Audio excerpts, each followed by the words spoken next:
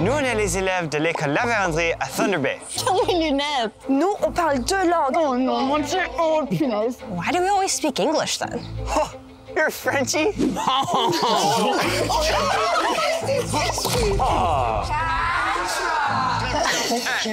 Look at the Frenchie, all alone in Thunder Bay with no friends. Dès qu'on parle anglais à l'école, on se fait chicaner. Puis quand on parle français, on se fait corriger. C'est énervant!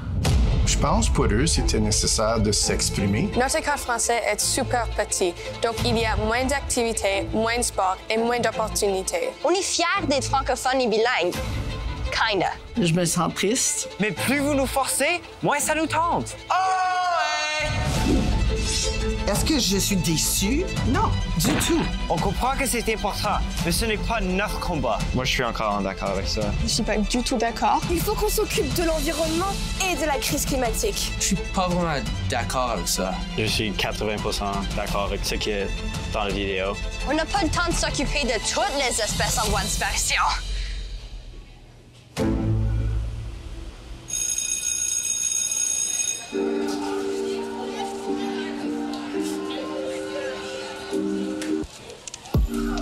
Le but de la première vidéo qu'on a fait il y a 3 ans, je pense vraiment c'était pour montrer la réalité des élèves francophones, mais surtout notre école.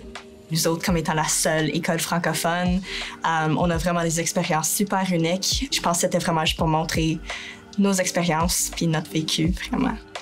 Le vidéo a définitivement affecté des grosses discussions en communauté. En voyant cette vidéo-là, ça me fait peur un peu.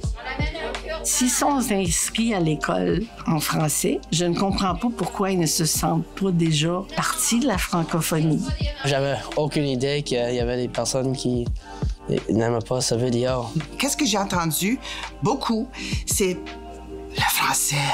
Il est tellement inférieur, ils sont pas fiers d'être francophones. J'ai juste entendu des aspects positifs à propos de la vidéo, des gens qui ont pensé que c'était drôle ou que c'était intéressant. Ils ont dit oui, mais les adultes ont dû intervenir. J'ai dit non, c'est une vidéo des jeunes. J'ai pas vu l'influence des enseignants. Je suis contente de ça, parce qu'on voulait quelque chose pour les jeunes.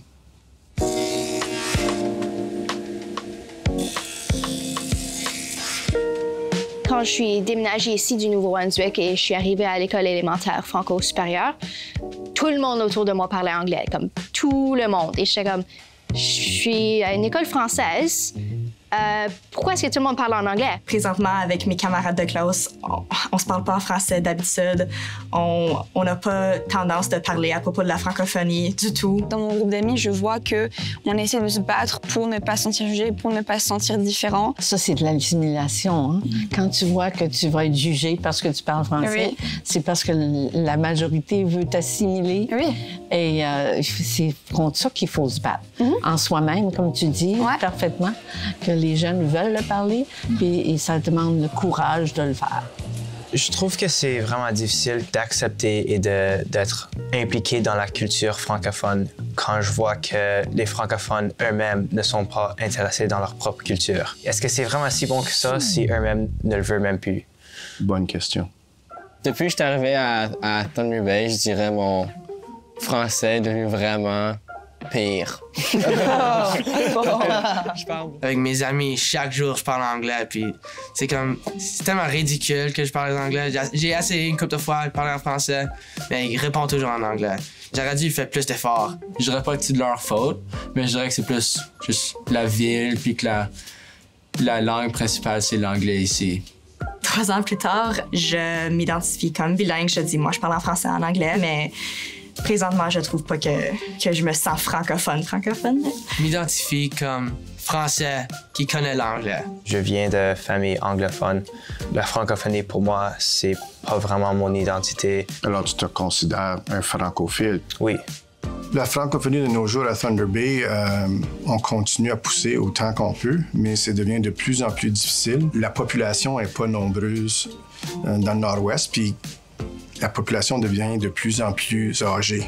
Même au Franco-Festival et les choses comme ça, il y a beaucoup de personnes plus âgées et les personnes moins âgées sont juste là avec leurs parents. Je sais pas si la communauté francophone jeune existe vraiment en ce moment. Qu'est-ce que je pense que je peux te dire pour vous aider à votre génération, c'est de vous impliquer de plus en plus avec la communauté francophone générale. Le secondaire, c'est pas juste l'académie. C'est la culture, c'est le parascolaire.